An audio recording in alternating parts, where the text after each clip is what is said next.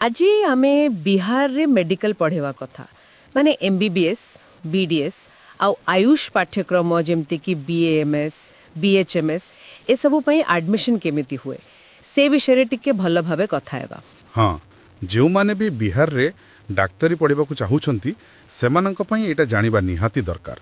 आमे चेष्टा करिबा पूरा प्रक्रियाटाकू टिके सहज करी बुझेबा पई। अच्छा तबे सबुठु प्रथमे नीट यूजी कथा आसुछि ना एटा तो सबुठी लागू एकदम बिहार रे भी सेया जे कोनोसी मेडिकल कोर्स पई सरकारी हेउ कि बेसरकारी नीट यूजी स्कोर ही मुड़ एटा एनटीए कंडक्ट करे। हाँ तो नीट रिजल्ट आसीगला परे तापरे आरंभ हुए प्रकृत काम माने काउंसलिंग शुणिबा को मिले दुई प्रकार कोटा अछि राज्य कोटा और सर्व भारतीय कोटा एटा केमते काम करे एटा बुझिबा दरकार। देखंतु जेते भी सरकारी मेडिकल और डेंटल कॉलेज अछि बिहार रे तारो 85% सीट सेटा केवल बिहार रो जो माने स्थायी बासिंदा तांको पई संरक्षित। अच्छा 85%। हाँ और इहार काउंसलिंग करे बिहार रो निजो बोर्ड बीसीईसीईबी माने बिहार संयुक्त प्रवेश प्रतियोगिता परीक्षा परिषद। आउ बाकी 15% सीट सेटा कहा पाई सेई बाकी 15% हेला ऑल इंडिया कोटा बा एआईक्यू एथिपाई पूरा देशरु जीके हे भी आवेदन करि पारिबे जदि नीट क्वालिफाई करिसंती। आउ एहार काउंसलिंग दिल्ली रु हुए एमसीसी द्वारा मेडिकल काउंसलिंग कमिटी। बुझिली किंतु मु सुनिथिली बिहार गोटे ओपन स्टेट एहार माने कोन एमिति हेले बाहर पिला आसी सीट नै जिवेनी। हाँ एटा गोटे भलो पॉइंट।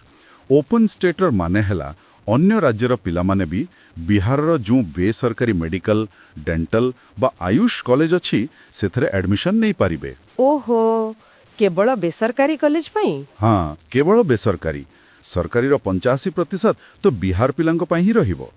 बेसरकारी कॉलेज पई बाहर पिलांकु सेही बीसीईसीबी काउंसलिंग रे ही भाग नेबाकू पड़िबो। अच्छा ताहेले बेसरकारी रे टिके कंपटीशन बेसी हे जाउथिबो। निश्चय सेटा तो हेबो। एबे आसीबा पंजीकरण प्रक्रिया को नीट रिजल्ट परे बीसीईसीबी तांको वेबसाइट नोटिफिकेशन बाहर करंती। पिलांको ऑनलाइन रे रजिस्टर करबाकू पड़े नीट रोल नंबर आउ जहा जहा व्यक्तिगत तथ्य मागिथिबे से सबु देई तापरे educational details photo signature upload करबाकू हुए। आउ फीस भी थिबो किछि। हाँ काउंसलिंग फीस एटा बदली पारे किंतु साधारणतः जनरल ओबीसी ईडब्ल्यूएस पाई 1200 टंका और एससी एसटी क्यू पाई 600 टंका पाखापाखी थाए और जदि केही खाली प्राइवेट कॉलेज पाई करूछंती सेमानंक पाई भी 1200। ठीक अछि रजिस्ट्रेशन हैला फीस देले तापरे बीसीईसीबी गोटे मेरिट लिस्ट बाहर करे। एटा हला बिहार स्टेट मेरिट लिस्ट जो माने रजिस्टर करिथिबे तांको रैंक हिसाब रे। हाँ तापरे से चॉइस फिलिंग कथा आसे ना जोठी बहुत पिला भूल करंती बोली कहंती। एकदम मेरिट लिस्ट आसीबा परे आरंभ हुए सबुटु इंपोर्टेंट काम चॉइस फिलिंग और लॉकिंग माने निजर रैंक अनुसारे को कॉलेज और को कोर्स रे आग्रह अछि तार गोटे लिस्ट देबाकू पड़े प्रायोरिटी हिसाब रे। इठी बहुत भाबी चिंती करबाकू पड़िबो। निश्चय कारण थरे चॉइस देई लॉक कर देले ताको बदली हुएनी तेणु आगरु भलो करी रिसर्च करबा दरकार केउ कॉलेज केमिति निजर रैंक रे मिलिबार संभावना केते ए सब देखिके ही चॉइस देबो उचित।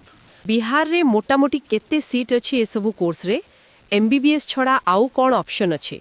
देखंतु एमबीबीएस पई सरकारी कॉलेज रे पाखाबाकी 1232 टा सीट आ बेसरकारी रे प्राय 1250 टी बीडीएस पई सरकारी रे 115 आ बेसरकारी रे 200। अच्छा आ आयुष रे भी भलो सुजोग अछि जेमिति बीएमएस माने आयुर्वेद सेथरे सरकारी रे प्राय 87 टी आ बेसरकारी रे 110 टी सीट सेमिति बीएचएमएस माने होमियोपैथी आ बीयूएमएस माने यूनानी पाई भी सरकारी और बेसरकारी कॉलेज रे यथेष्ट सीट अछि। बहुत ऑप्शन अछि ताहिले एबे टिके खर्च कथा कहिबा सरकारी और बेसरकारी भितरे तो आकाश पाताल फरक थिबो। ओ निश्चय सरकारी एमबीबीएस कॉलेज रे वर्ष को फीस बहुत कम हुए तो 6000 टंका रो भी आरंभ होई पारे किंतु बेसरकारी एमबीबीएस कॉलेज कथा जदि कहिबा सेठी वर्ष को 9.5 लाख रु 16 लाख किंबा ताठू अधिक भी हेई पारे। बाप रे बहुत बेशी। हाँ सेमिति बीएमएस पई सरकारी रे वर्ष को 3000 रु 19000 भितरे हेई पारे किंतु बेसरकारी रे सेईटा वर्ष को 3 लाख रु पाखापाखि 5 लाख टंका पर्यंत जाई पारे। ଏଇ ଯୋଉ ଏତେ ବଡ଼ ଫରକ ସେଥିପାଇଁ ତ ସରକାରୀ ସିଟ୍ ପାଇଁ ଏତେ କମ୍ପିଟିସନ୍। ଠିକ୍ କଥା। ବିହାରର କିଛି ଭଲ ମେଡିକାଲ କଲେଜ ନା କହିବେ, ମାନେ ଯୋଉଗୁଡାକ ବେଶୀ ଲୋକପ୍ରିୟ? ହଁ ନିଶ୍ଚୟ। MBBS ପାଇଁ ଦେଖନ୍ତୁ, ଏମ୍ସ ପାଟନା ତ ଅଛି, କିନ୍ତୁ ତା କାଉନ୍ସେଲିଂ MCC କରେ। ଷ୍ଟେଟ୍ କୋଟାରେ ପାଟନା ମେଡିକାଲ କଲେଜ, PMC ବହୁତ ପୁରୁଣା ଆଉ ଭଲ।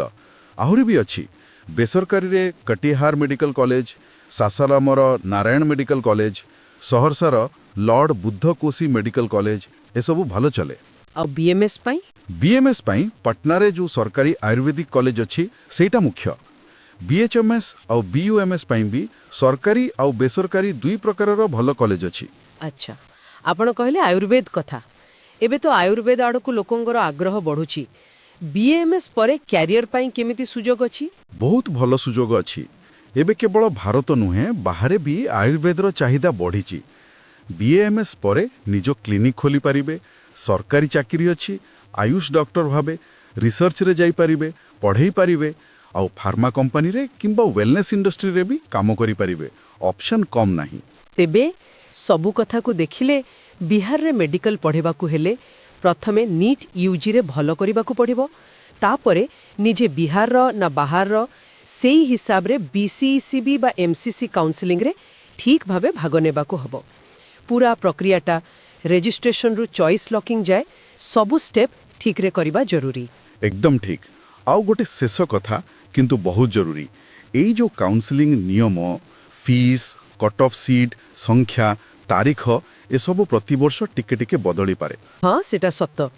ତେଣୁ ସବୁବେଳେ ସବୁଠୁ ଲେଟେଷ୍ଟ ଆଉ ସଠିକ୍ ସୂଚନା ପାଇଁ BCECB ଆଉ MCCର ଅଫିସିଆଲ ୱେବସାଇଟ୍ ନିୟମିତ ଦେଖୁଥିବା ନିହାତି ଦରକାର। bcecboard.bihar.gov.in ଆଉ mcc.nic.in। ଏବେ ଶେଷରେ ଗୋଟେ କଥା ଭାବିବା ପାଇଁ ଛାଡ଼ି ଯାଉଛି, ଯେତେବେଳେ MBBS ସିଟ୍ ପାଇଁ ଏତେ ପ୍ରତିଯୋଗିତା, ଏତେ ଖର୍ଚ୍ଚ, ଆୟୁଷ କୋର୍ସଗୁଡ଼ିକର ଯୋଉ ଚାହିଦା ବଢ଼ୁଛି, ସେଇଟା ଆଗକୁ ବିହାର ଆଉ ପୁରା ଭାରତର ସ୍ୱାସ୍ଥ୍ୟ ସେବା କ୍ଷେତ୍ରକୁ କେମିତି ଏକ ନୂଆ ଦିଗ ଦେଇପାରେ, ଏହା ଚିନ୍ତା କରିବାର ବିଷୟ।